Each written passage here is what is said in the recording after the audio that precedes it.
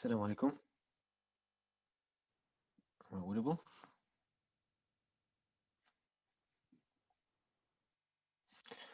أعوذ بالله من الشيطان الرجيم بسم الله الرحمن الرحيم الحمد لله رب العالمين والصلاة والسلام على رسوله الكريم وعلى آله وأصحابه أجمعين رب اشرح لي صدري ويسر لي أمري واحلل عقدة من لساني يفقهوا قولي اللهم أخرجنا من ظلمات الوهم وأكرمنا بنور الفهم وافتح علينا بمعرفة العلم وسهل أخلاقنا بالحلم واجعلنا ممن يستمعون القول فيتبعون أحسنه اللهم اجعل أعمالنا خالصة لوجهك ولا تجعل فيها حظا لغيرك وصل اللهم على سيدنا ونبينا ومولانا محمد وعلى آله وأصحابه أجمعين والحمد لله رب العالمين. Let me just change something.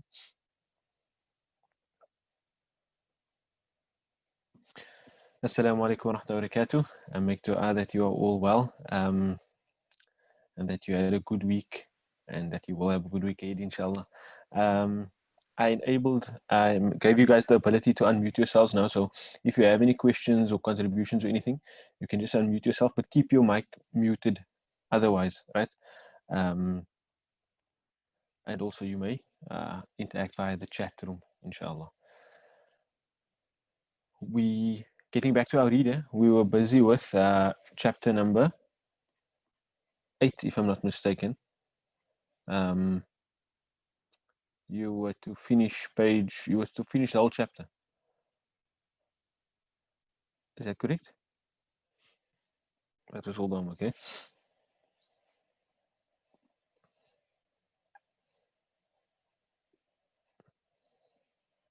Actually, no. We were supposed to carry on from there even to, it was the last part of chapter 8, and we were to carry on into page number 19. I remember all of the Quran ayat here. So what we'll do is, we'll just read chapter number 8 and the first page of chapter number 9, check out translations, and then move on to the next bit, bi'idhnillah ta'ala. Right? So you can read with me, and then I'll translate, and you can check your translations. If you have any questions as we're going along, feel free to stop me at any time and engage with the text in front of us, bi'idhnillah ta'ala. Right. Rabbi Allah, my Lord is Allah. عرف إبراهيم أن الله ربه لأن الله حي لا يموت. Ibrahim knew that Allah was his Lord. Because Allah is ever living, he does not die. وأن الله باق لا يغيب. And because Allah is ever present, ever remaining, لا يغيب, he does not disappear. وأن الله قوي لا يغلبه شيء. And that Allah is all powerful, nothing overpowers him. وعرف إبراهيم أن الله رب الكوكب. And Ibrahim knew that Allah was the Lord of the star. وأن الله رب القمر. And that Allah was the Lord of the moon. وأن الله رب الشمس. And that Allah is the Lord of the, or Allah was the Lord of the Shams, or Allah is, can work as well. Allah is the Lord of the sun. وَأَنَّ اللَّهَ رَبُّ الْعَالَمِينَ. And that Allah is the Lord of the of all the worlds. Line number 8. وَهَدَى اللَّهُ إِبْرَاهِيمَ وَجَعَلَهُ نَبِيًّا وَخَلِيلًا. Allah guided Ibrahim and made him a prophet and a close friend. Line 9. وَأَمَرَ اللَّهُ إِبْرَاهِيمَ أن يدعو قومه ويمنعهم من عبادة الأصنام. وأمر الله إبراهيم أن يدعو قومه ويمنعهم من عبادة الأصنام. And Allah commanded Ibrahim to call his people and to prevent them from worshipping the idols, or from the worship of the idols. Any questions there?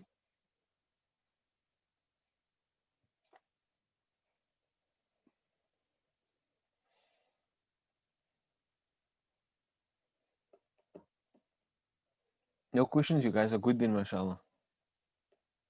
But even if you made mistakes, you'll still be good. That's how we that's how we learn.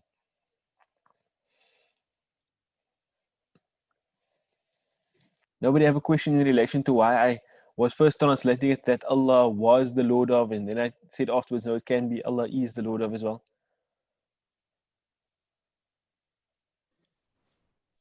Will you guys understand? Please explain, Maulana. You can explain that. Okay. The why I did that first was, you see right at the beginning of the first sentence, وَعَرَفَ إِبْرَاهِيمُ أَنَّ اللَّهَ رَبُّ الْكَوْكَبِ. The verb at the beginning is عَرَفَ.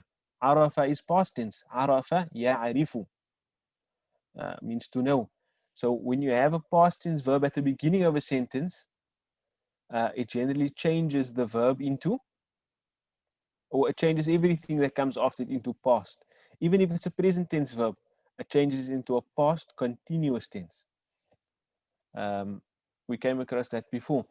Uh, so that would mean وَعَرَفَ Ibrahim. Ibrahim knew أَنَّ اللَّهَ رَبُّ الْكَوْكَبِ, that Allah was the Lord of the Kawkab. But because that statement there is telling you something that he knew in that period of time, you can understand it as he knew that Allah is, meaning he he ever remains the Lord of the star, not just as in he was in a terminating sense, right? That he was, but he no longer is. Rather, because it's a statement of a fact, a timeless fact. Therefore, you can translate it as present tense as well. So he knew in the past. What did he know in the past? He knew this fact. What is this fact? Allah is the Lord of the star. And then because the other sentences just follow on from this one, from Arafah, Ibrahim knew that Allah is the Lord of the star, and Ibrahim knew that Allah is the Lord of the moon, and Ibrahim knew that Allah is the Lord of the sun. All of these sentences, the wows here, are showing us that they continue on from this first anna, and therefore the same applies to all of the following sentences. Right. Then we move on to the next chapter. Chapter number 9. Da'watu Ibrahim. What kind of construction is this? Da'watu Ibrahim.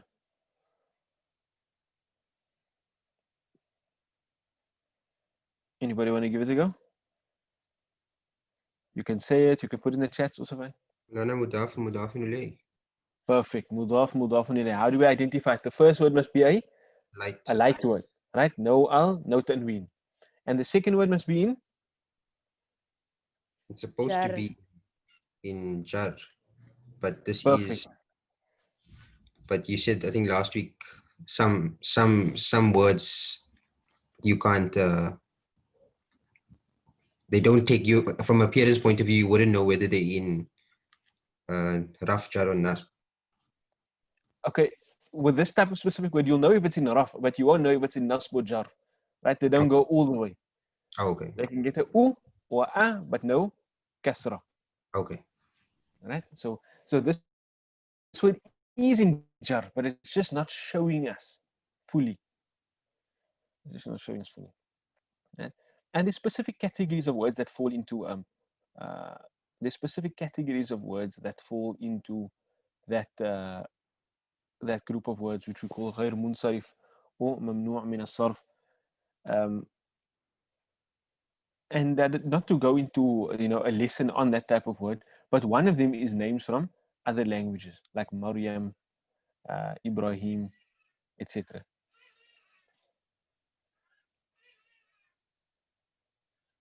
Harun, many names like that. Right? So first sentence, let's read. Bismillah. You can all read with me. ودعا إبراهيم قومه إلى الله ومنعهم من عبادة الأصنام. Again. ودعا إبراهيم قومه إلى الله ومنعهم من عبادة الأصنام. What does it mean? We always start, when we translate, we start with the doer first. And Ibrahim, because in Arabic, the verb or the structure is verb, doer, object, or verb, subject, object. But in English, we have usually the structure is subject, verb, object. So when we translate, we conform with the standards of the target language. So what does it mean? Ibrahim called his people ilallahi, to Allah, and he prevented them, he prevented them min ibadati al-asnami, from the worship of the idols. What structure is ibadati al-asnami there? Again, mudaf ilayhi. Brilliant. Again, mudafun ilay. You can see ibadah, no al, no tanween. Al-asnam is in Question. jar. Question, yes? There you said, and he prevented them. Do you have to put the he, or is it, can you omit the he because it's implied that it's Ibrahim is saying that? Yes, that's perfectly fine. You can omit the he. Okay. Because, I mean, in English, when I say, and Ibrahim called his people and prevented them, it's implied that it's the same person doing the action. Why I said it is just to follow our Arabic principle that every verb, every fi'al that is ma'loom, it's not a majhul verb, the doer will be there. And that's why I said it. But you don't have to, mention it independently. Because even if we follow the rules of Arabic, then I'm going to say, he prevented them. Then I'm going to say, who is the he referring to? And then you'll tell me the he is referring back to Ibrahim. But that would already have been understood. Okay, so getting back to this word here, ibadat al-asnam, what I wanted to say is, you can translate this as the worship of the idols, right? Because it's a mudafun ilayh. But you can also translate it as worshipping the idols, prevented them from worshipping the idols. Why do you think that is?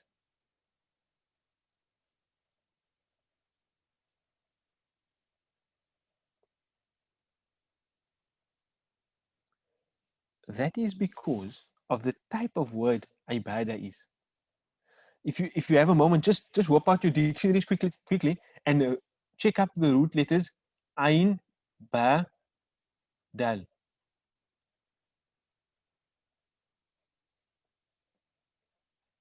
Sorry, the title of this chapter is the Dawah of Ibrahim, yes, the calling of Ibrahim, or the call of Ibrahim, yes, or the invitation of Ibrahim as well.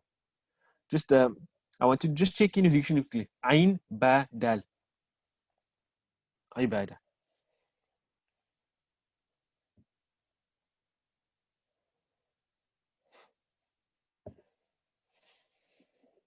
Somebody give me a heads up when you found it.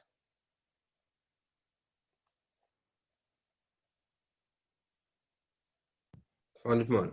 No. Okay. I don't know if you'll be able to see this. I should probably put it up on my screen. Just give me a second.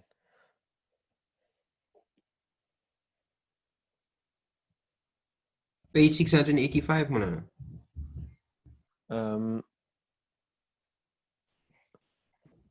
Page 685, yes, correct.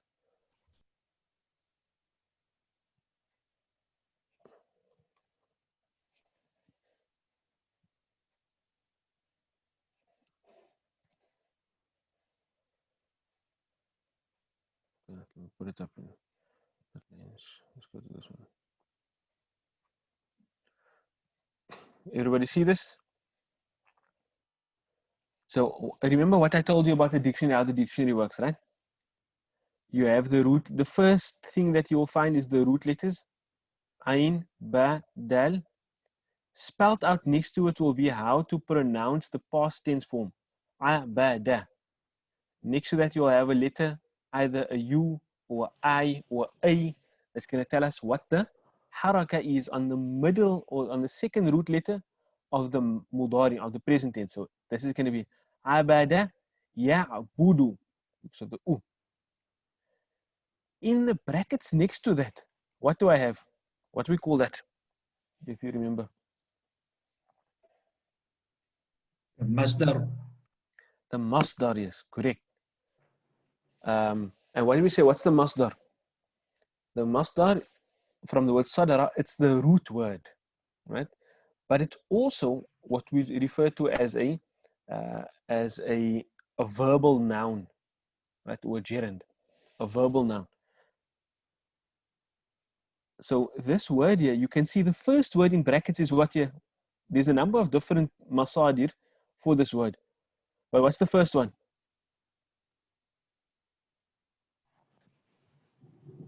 It's spelled out for us there. Ibadah. Ibadah. Okay, there's a number of different forms here. Ubudah, ubudiyah. But the one we're looking at here is ibadah. Let's go back to our text. The word that we have over here, what's that word there? Ibadah. Same word, right?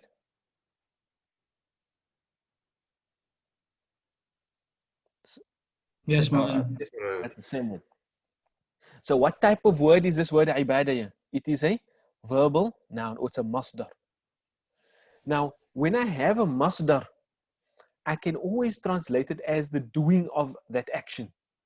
And that's why I said I can translate it as worshipping the idols, as opposed to just the worship of the idols. You understand? I translated two different ways. He prevented them from the worship of the idols, or I can say he prevented them from worshipping the idols. It's still a mudaf like construction, but instead of sounding now like possession, it's sounding more like action. And that is truer to the meaning of a masdar.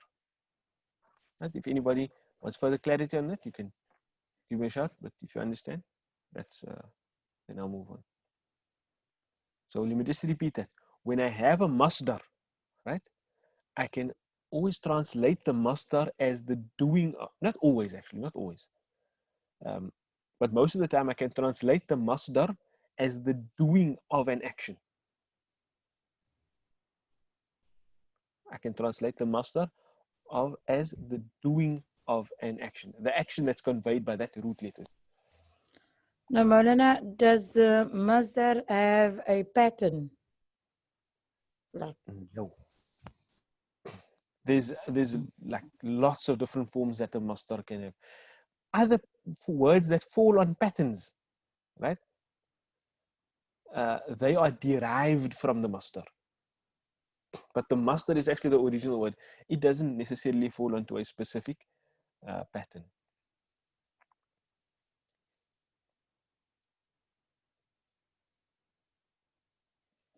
But there are like varieties of like a whole plethora of different forms that probably if you accustom yourself with them, that you will generally be able to identify a masdar. Maulana, just with reference to the dictionary work now. So if you go, so the word, oh, maaf, bismillah. Okay, can I say something? Ask a question. Just to rectify myself there are fixed forms of a masdar as well, what we call a masdar mimi, where you just basically add a meme at the beginning of the root letters with a fatha usually, and that changes the word into its masdar form. And then obviously, okay, you guys haven't done the mazid fi verb scales yet, right? In sarf, but when you learn those, then you will find that the masdar or the masadir fall on specific scales. But for the first bab one that we've done in sarf already, there you should just probably check in the dictionary for now. Back to your question. So what you see in the dictionary in the brackets are those the words that basically all the masdars for that particular root letters? Yes, that's correct. And sometimes okay, just check up this word again, khalaqa. It's something that I showed you before, but I just want to recall it in your memory.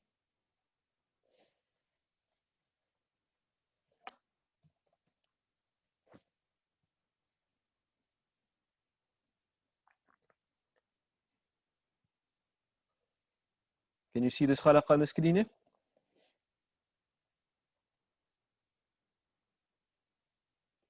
So we first just have the root letters, khalaqa, and then we have how to pronounce it, and then we have brackets, and then there's one masdar there, khalq.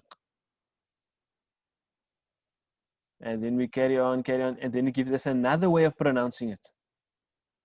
Khaliqa and khaluqa. And then another one here, khaluqa yakhluqu. And that gives us another masdar, a masdar now for that meaning. Khalaqa. So they can be like, as we know already, that one set of root letters can have a variety of ways of pronouncing it, and those different ways of pronouncing it can have different meanings. Usually when that happens, then that different pronunciation will have a different masdar. Right? But you will find all that information in your dictionary, inshallah. And that's why I advise, I know, with getting the phones and getting the dictionary on the phone, it like becomes super easy to find these words. And the fact that we generally give you the words as well makes it easier. But I do strongly advise, if you really want to build your ability in the Arabic language, I strongly advise that whenever you come across a new word, go check that word up in the dictionary, right? And read at least the verb entry, the first entry in the dictionary, because that gives you a better picture of the word. Right? As opposed to just having a translation, it gives you a better, it gives you mind imagery in relation to that word. I can tell you khalq means to create. You have a translation of it. But usually when you learn a language, you don't learn when you want to be truly immersed in that language, you don't learn just translations, because then what you're understanding, when you hear something in that language, you translate it into another language, and then you understand that language. I mean, the language that you translate it into. For us, it may be, I translate the Arabic into English and I understand the English. But what we want to get to is a point where when I hear the Arabic word, my mind recalls an image, the image that is attached to that word in the Arabic language. And that would be more, or that would be closer to a proper understanding of the language. And that's why I strongly advise you, though we give you things to make it easier, we give you your vocabulary list and whatever, right? Try and find the word in the dictionary and at least read the verb entry, so that you can have an image of the word rather than just a translation of the word. May Allah subhanahu wa ta'ala help us in this journey. Let's get on. وَدَعَا إِبْرَاهِيمُ قَوْمَهُ إِلَى اللَّهِ وَمَنَعَهُم مِّنْ عِبَادَةِ الْأَصْنَامِ. Ibrahim called his people to Allah and prevented them from worshipping the idols. قَالَ إِبْرَاهِيمُ لِقَوْمِهِ مَا تَعْبُدُونَ. Ibrahim said to his people, what are you worshipping? قَالُوا نَعْبُدُ أَصْنَامًا. They said, we are worshipping idols. قال إبراهيم. Ibrahim said, هل يسمعونكم إذ تدعون. سمع يسمع, to hear. يسمع يسمعون. They are hearing. When I put a hal at the beginning of the sentence, it makes it into a question. Now I can guarantee you, if you go look in your Quran, you're not going to find a question mark at the end here. The hal is actually sufficient to tell you that this is a question. We just put this question mark in here to make it more obvious. But in Arabic, I don't need that question mark. هل يسمعونكم. Do they hear you? Meaning, do they, the idols, hear you? The ones who Ibrahim a.s. is addressing. إذ تدعون. إذ, when. تدعون, you call. See, here I have يسمعون, they. تدعون, you. The one starts with the ya, one starts with the ta. Do they hear you when you call? أو ينفعونكم أو يضرون. Or ينفعونكم, they benefit you, meaning, or do they benefit you? أو يضرون, or do they harm you? قالوا, they said. meaning the people that Ibrahim alayhi salam was speaking to, the idol worshippers. قالوا بل rather وجدنا آباءنا كذلك يفعلون. Rather وجدنا آباءنا, we found our fathers, or we can translate this word as our forefathers. We found our forefathers كذلك, like that, يفعلون, doing. Or yeah, they were doing. So I'm translating as they were doing. Why am I translating as they were doing? Because even though يفعلون is present tense, because it's preceded by this past tense verb, وجدنا. And when we have a past tense and then a present tense, then I translate the present tense as past continuous. You can translate it better as used to. They said, rather, we found our forefathers used to do this. Or, yeah, we found that our forefathers used to do this. Any questions there? Okay, then what we'll do is, let's break away into our groups and just try and do maybe just two or three from this chapter. We'll come back by 5-2, inshallah. Can we break away into our groups now, inshallah? What we're going to do, read the sentences each, translate them, and work through any grammar and structures that you see in them that you recognize, inshallah, and help each other in your groups.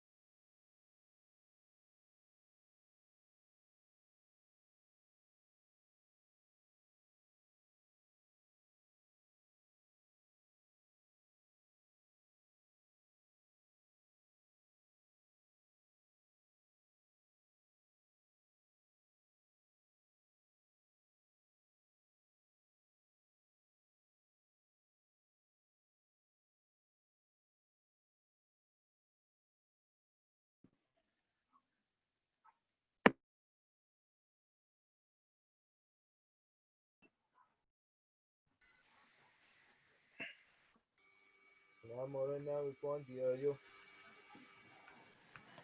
Oh, sorry about that. I was on mute.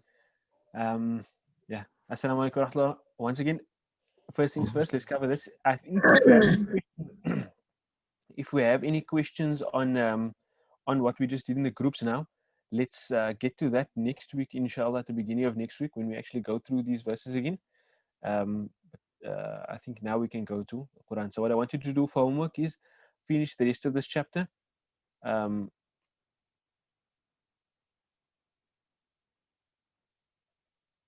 uh, yeah, what I think you can do is finish the rest of the chapter because the words in the sentences are pretty much the same. Right, so finish page 20 and 21, inshallah. Maulana, can you just briefly explain why is that Quran text alladhi khalaqani fahuwa yahdin at the back there, the nun, the yan and nun, briefly, Oh, okay. because I Um, see it follows each other with the same type of text. yes, okay. It's a verb, right? The verb is actually yahdi. Now, when I want to add a ya, like for example, I want to say he did something to me, sami'a, and I want to say sami'a means he heard. If I want to say he heard me, then how do I say it? Sami'a Ni, ni. Sami'a mm, ni. ni. Right. I must add a ni. Now, sometimes what happens is for the flow, Allah omits the ya. And then it's just ni. But that ni indicates to the existence of the ya. Right? So that's what that means there is actually الذي خلقني فهو يهديني. Right? And you'll see that all of the endings of the ayat have that. It's actually indicative that there is a ya that comes after that's omitted. Right? Just so that's a good question, just because otherwise you might follow that throughout the rest of the chapter without knowing that point. But Jazakumullah, we can discuss it more next week, inshallah. And we get to our Quran now. So for homework, page number 20 and 21, inshallah. Quran, Surah. Okay. أعوذ بالله من الشيطان الرجيم بسم الله الرحمن الرحيم